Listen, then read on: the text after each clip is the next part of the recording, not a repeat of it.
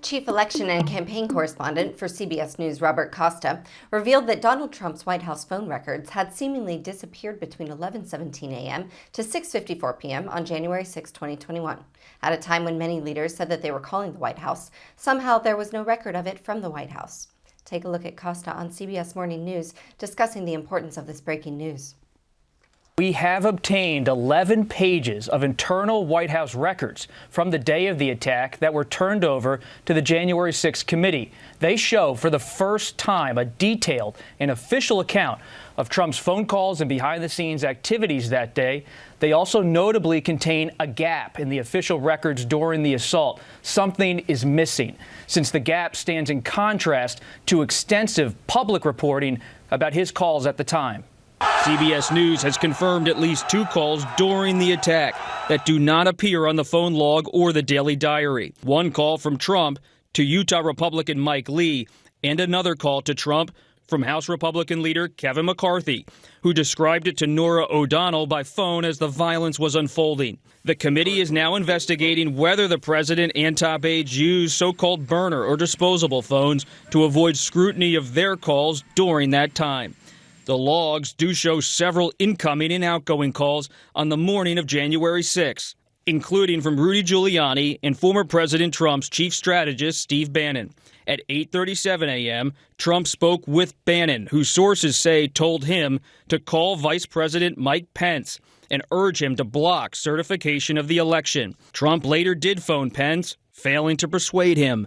But that call is not listed in the records. There is a listing at 11:17 a.m. The president talked on a phone call to an unidentified person. CBS News has learned the Pence call was in that time frame. There's also a lengthy gap in records of the former president's movements during the attack, as recorded in his daily diary. At 1:21 p.m., the records note the president met with his valet. That notation signifies the president's return to the Oval Office from the rally. The next entry isn't until 4:03. The president went to the Rose Garden, it reads, where he participated in a video message to supporters.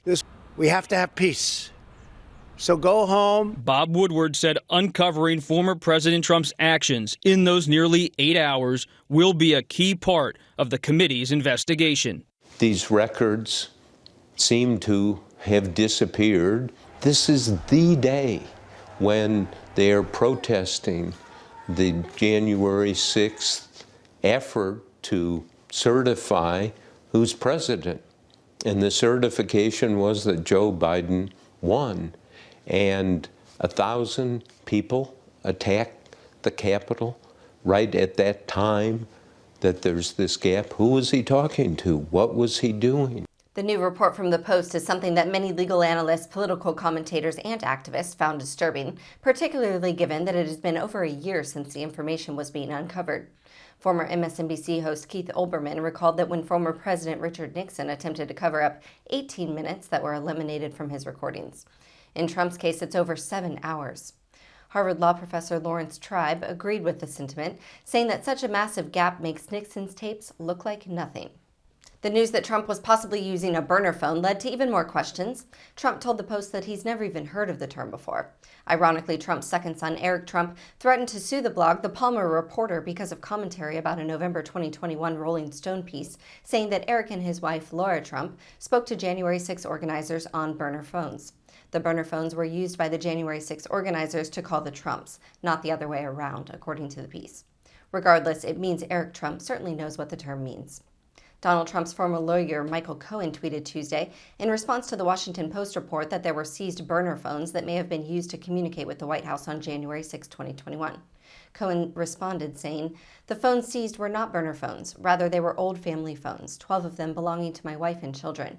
I kept them because they all contain family photos going back 2 decades. According to witnesses, Trump associates bought 3 burner phones at CVS. According to Cohen's tweet, someone did purchase the burner phones, and they are about to tell Congress about it.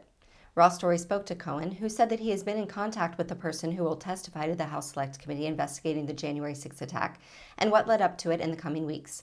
That person will reveal, according to Cohen, that they were given $400 in cash and instructed to purchase the burner phones. Those phones were then delivered to two individuals who were engaged in conversations with Mark Meadows and others in the U.S. Capitol during the January 6th coup, said Cohen. Cohen added that the individual who instructed the person to purchase the phones asked for a receipt. However, as any person who shops at CVS knows, a shopper may enter their phone number to earn CVS rewards.